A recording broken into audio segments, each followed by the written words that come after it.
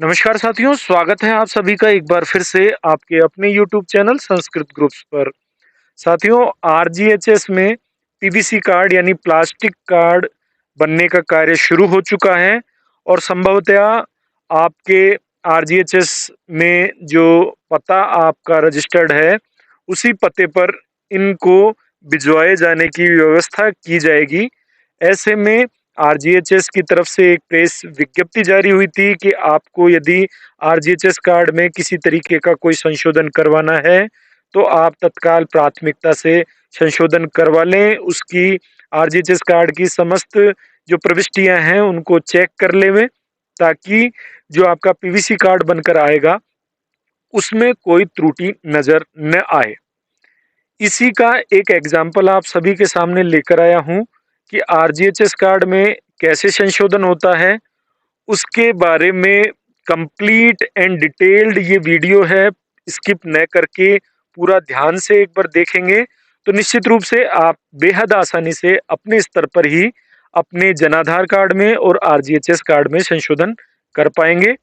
पहले दिखाता हूं आपको पुराना जनाधार कार्ड और नया जनाधार कार्ड। ये देखिए, जनाधार कार्ड पुराना, ऊपर जन ई कार्ड ओल्ड। इसमें इसमें परिवार का जो मुखिया है उसके नाम में संशोधन था।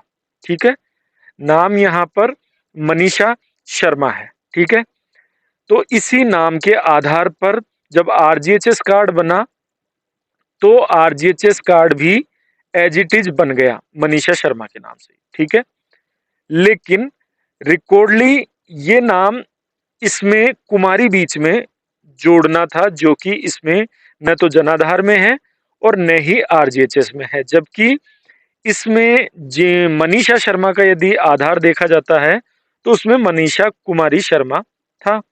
अब इस समस्या के समाधान के लिए, क्योंकि हॉस्पिटल में जाते हैं तो वहां छोटी छोटी कमियां भी देखी जाती है, ऐसे में हमारी स्वयं की जिम्मेदारी है कि हमको ये छोटी छोटी चीजें ध्यान से देखनी है। अब जनाधार कार्ड इसमें संशोधन करवाया तो नया जनाधार कार्ड जारी होता है और इसमें आप देखें तो मनीषा कुमारी शर्मा अपडेट हो चुका है। तो जैसे ही जनाधार कार्ड में अपडेटेशन हुआ तो आरजीएचएस कार्ड में भी अपडेटेशन हो गया। ये देखिए, मनीषा कुमारी शर्मा आ गया है। ये एक प्रोसीजर है जो आप अपनी एसएसओ आईडी से अपने लेवल पर आसानी से कर सकते हैं, यदि आपको थोड़ी बहुत इसकी जानकारी है। यदि आप इस वीडियो को कंप्लीट देखते हैं तो निश्चित रूप से आप भी इस काम को कर पाएंगे। परिवार में किसी भी सदस्य के नाम में यदि संशोधन है, उनकी जन्म तिथि में संशोधन है, यदि उनके मोबाइल नंबर में कोई संशोधन है, यानी जनाधार में किसी भी तरीके का कोई संशोधन है, तो बेहद आसानी से आप कर सकते हैं। चलिए बढ़ते हैं कैसे। तो इसके लिए आपको एसएसओ आईडी पर आना पड़ता है। राज एसएसओ की ऑफिशियल वेबसाइट आपको ओपन कर लेनी है। एसएसओ की ऑफिशियल वेबसाइट पर आकर के आपको अपना एसएसओ आईडी और पासवर्ड डाल करके, कैप्चा डाल करके आपको लॉगिन कर लेना है। ध्यान रखिएगा, जिसका जनाधार का नंबर एसएसओ से रजिस्टर्ड है वो ही ये कार्य कर पाएंगे। आप अपनी आईडी से किसी दूसरे का जनाधार कार्ड अपडेट करने का प्रयास न करें। इसके लिए ई मित्र की सेवाएं चालू हैं। ये आपके व्यक्तिगत कार्य के लिए है, व्यक्तिगत उपयोग के लिए है। ये इस बात का विशेष ध्यान रखें। अपनी आईडी से किसी दूसरे का कार्य करने का प्रयास करेंगे तो आपका भी कार्य नहीं होगा और आप जिनका करना चाह रहे हैं वो भी नहीं हो पाएगा। अब इसमें आपको सबसे पहले क्या करना है, अपनी प्रोफाइल में जाकर के और अपना जनाधार नंबर अपडेट करना है। इसके लिए ऊपर यहाँ प्रोफाइल, अपडेट प्रोफाइल का ये जो आइकन है, इस पर क्लिक करना है। जैसे ही आप इस पर क्लिक करेंगे तो यहाँ पर आपको अपना जनाधार नंबर डालने का एक ऑप्शन नजर आता है। जब तक आप अपना जनाधार नंबर यहाँ नहीं डालेंगे तो आगे की प्रक्रिया नहीं हो पाएगी। जनाधार नंबर डालने के लिए आप अपडेट प्रोफाइल पर यहाँ पर क्लिक करें। जैसे ही आपका प्रोफाइल का यहाँ पर ऑप्शन खुलता है तो यहाँ देखिए, आपको जनाधार आईडी का एक ऑप्शन नजर आ रहा है। यहाँ पर आपको टाइप करना रहता है। टाइप करने के बाद जनाधार नंबर डाल लेने के बाद आप जैसे ही स्क्रीन को नीचे करेंगे तो यहाँ देखिए आपको अपडेट का ऑप्शन आया।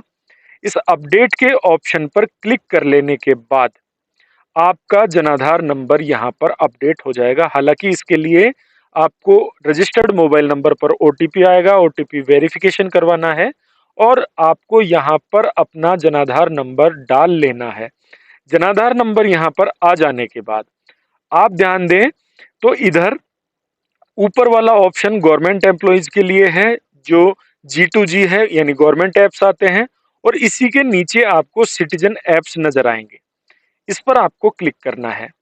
जैसे ही आप सिटीजन एप्स पर आते हैं तो यहाँ पर आपको जो आपका जन ऐप है यानी जनाधार का जो ऑफिशियल ऐप है वो आपको यहाँ पर ओपन करना रहेगा, क्योंकि इसी के माध्यम से आगे की कार्रवाई होनी है। इसके लिए आपको जो एप्स यहाँ पर स्क्रीन पर नजर आएंगे उन एप्स में से जनाधार का जो ऑफिशियल ऐप है ये देखिए, ये ध्यान रखिएगा सिटीजन एप्स में ही आपको नजर आएगा। जनाधार के ऐप पर आना है। जैसे ही आप ऐप पर क्लिक करेंगे तो अब आपको यहाँ पर जनाधार का डैशबोर्ड नजर आ जाएगा। जनाधार के डैशबोर्ड में ही आपको सारा काम करने को मिलेगा। पर फिर से मैं आपको बता दूं, ये काम उन्हीं के लिए है जिनकी आईडी एसएसओ आईडी और जिनका जनाधार आपस में लिंक आप कर लेंगे उन्हीं के लिए। अब सबसे पहला ऑप्शन आया यहाँ पर एनरोलमेंट के लिए। हम रजिस्ट्रेशन के अंतर्गत यहाँ पर एडिट का काम करने जा रहे हैं। यहाँ पर आने के बाद आप परिवार के सदस्य को जोड़ सकते हैं सिटीजन एड मेंबर में जाकर के। इसके अलावा आप ई कार्ड यहाँ से डाउनलोड कर सकते हैं, डॉक्यूमेंट अपलोड कर सकते हैं और एडिटिंग का काम भी कर सकते हैं। ठीक है, मैं बात कर रहा हूँ एडिटिंग के लिए। सिटीजन एडिटिंग पर आपको क्लिक करना है। जैसे ही आपने क्लिक किया आपका रसीद संख्या यहाँ पर नजर आ जाएगा। अब यहाँ आप ध्यान देंगे तो एक नोटिफिकेशन यहाँ चल रहा है कि जनाधार में नाम, लिंग, जन्मतिथि, जाति को सिर्फ एक ही बार अद्यतन किया जा सकता है, यानी एक ही बार अपडेट होगा। इसलिए ध्यान पूर्वक सारी चीजें एक बार चेक कर लें और फिर आप अपडेट करें। इसके अलावा मोबाइल नंबर अपडेट करने हेतु कोई सत्यापन प्रक्रिया नहीं है, यानी कोई वेरिफिकेशन नहीं है। आप नंबर डालेंगे तो आपका मोबाइल नंबर साथ के साथ अपडेट हो जाएगा। और बाकी जो चीजें आप अपडेट करवाते हैं जैसे नाम, लिंग, जन्मतिथि और जाति, तो इसके लिए आपको डॉक्यूमेंट अपलोड करने पड़ते हैं। फिर वो प्रथम चरण में सत्यापित होता है, द्वितीय चरण में सत्यापित होता है, उसके बाद आपका कार्ड बनता है। ठीक है, आपने यहाँ खोजे पर क्लिक किया। करने के बाद ये देखिए रजिस्टर्ड मोबाइल नंबर पर ओटीपी जाने के लिए यहाँ पर ऑथेंटिकेशन का काम है। ठीक है, वो आपने समझ लिया। अब जो मोबाइल नंबर आपके पास है उस मोबाइल नंबर पर आप ओटीपी यहाँ से सेलेक्ट करके, और जो कॉर्नर में सेलेक्ट का ऑप्शन है इस पर आप क्लिक करें। क्लिक करके आप किसी भी मेंबर का सेलेक्ट कर सकते हैं, लेकिन जो मोबाइल आपके पास हो उस मोबाइल को सेलेक्ट करेंगे तो इजी गोइंग में ओटीपी आ जाएगा। और ई केवाईसी आधार करें या ई केवाईसी जनाधार करें, जो भी आपस में मोबाइल से रजिस्टर्ड है उस पर क्लिक क्लिक करें ताकि ओटीपी आप तक आ जाए। जैसे ही आप इस पर क्लिक करेंगे आपके मोबाइल नंबर पर ओटीपी आएगा। ओटीपी आने के बाद आपको यहाँ आगे काम करने के लिए पूरा ऑप्शन देखने को मिलेगा और वहां पर आप अपना जो भी अपडेटेशन करवाना चाहते हैं, हिंदी में, इंग्लिश में, मोबाइल नंबर में, फोटो में, वो सारा का सारा अपडेटेशन आप सेल्फ कर सकते हैं। ठीक है, थोड़ा सा मैं आपको बैक ले चलता हूं। अब आपने जो भी काम अपडेट किया था उसका स्टेटस भी आप टाइमली यहाँ चेक कर सकते हैं। इसके लिए फैमिली एनरोलमेंट स्टेटस पर क्लिक करें। रसीद संख्या, आधार, जनाधार संख्या ऑटोमेटिक यहाँ आ जाएगी। खोजे पर क्लिक करें तो यहाँ देखिएगा आपको आपके परिवार का विवरण नजर आ जाएगा। लेकिन मैं आपको इसमें जो चीज दिखाना चाह रहा हूं वो है मुख्य जनाधार नामांकन के सत्यापन की प्रक्रिया, यानी आपका जनाधार किन किन स्टेज से होकर गुजरता है। ये देखिए, तो मैंने जो इसमें एडिटिंग की थी वो आपको यहाँ दिखाने जा रहा हूं। मैंने यहाँ पर एडिटिंग का काम किया 9 फरवरी 2022 को। ठीक है, इसके सामने लिखा हुआ भी आ रहा है एडिटिंग पूरी हो चुकी। किस यूजर आईडी से हुई थी वो भी आपके सामने है। इसके बाद जनाधार का आईडी अनुलिपिकरण के लिए जल्द भेजी जाएगी। ठीक है, इसके बाद 17/2 को अपडेट आता है कि अनुलिपिकरण के लिए भेज दिया गया है, यानी वेरिफिकेशन के लिए। ठीक है, और जैसे ही वेरिफिकेशन हो जाता है फर्स्ट लेवल का या सेकंड लेवल का, तो ये देखिए जनाधार आईडी अनुलिपिकरण सरलता पूर्वक पूर्ण हो चुका है, यानी आपका जो आपने भेजा था वो कार्ड में अपडेट हो चुका है। अब आप नया कार्ड डाउनलोड कर सकते हैं। इसी में जब आप नीचे देखेंगे तो ये देखिए प्रथम स्तरीय सत्यापन पूरा हुआ, द्वितीय स्तरीय सत्यापन पूरा हुआ, इस तरीके से सत्यापन भी इनमें होता है। तो आपको ध्यान इनका टाइमली स्टेटस चेक करते हुए देना है और समझना है कि आपके कार्ड में किसी तरीके का कोई ऑब्जेक्शन तो नहीं है। ध्यान रहिए, जो भी आप एडिटिंग करें, सिटीजन एडिटिंग में जाकर जब आप एडिटिंग करें तो एडिटिंग करने के बाद आपको यहाँ दस्तावेज जरूर अपलोड करने हैं सिटीजन डॉक्यूमेंट अपलोड में जाकर के। हालांकि ये काम आपको एडिटिंग के दौरान ही ऑप्शन नजर आएगा, यदि वहां नजर नहीं आता है तो आप डॉक्यूमेंट अपलोड सिटीजन में आकर के डॉक्यूमेंट जरूर अपलोड करें। बिना डॉक्यूमेंट अपलोड किए हुए आपका जनाधार ऑब्जेक्शन में जाकर के निरस्त भी हो सकता है, आपका एडिटिंग का काम अटक सकता है, ये जरूर ध्यान रखें।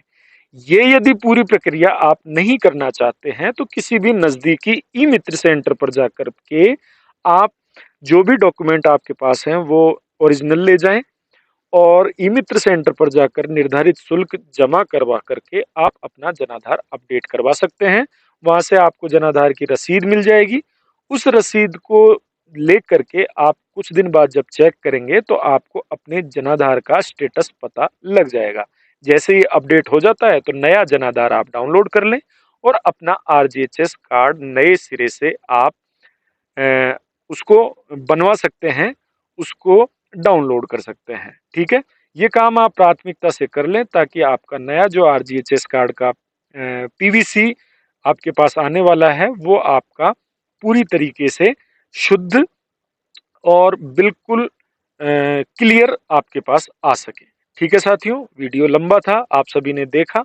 आप सभी का प्यार और स्नेह इस वीडियो को जरूर मिलेगा, ऐसी मेरी आशा है।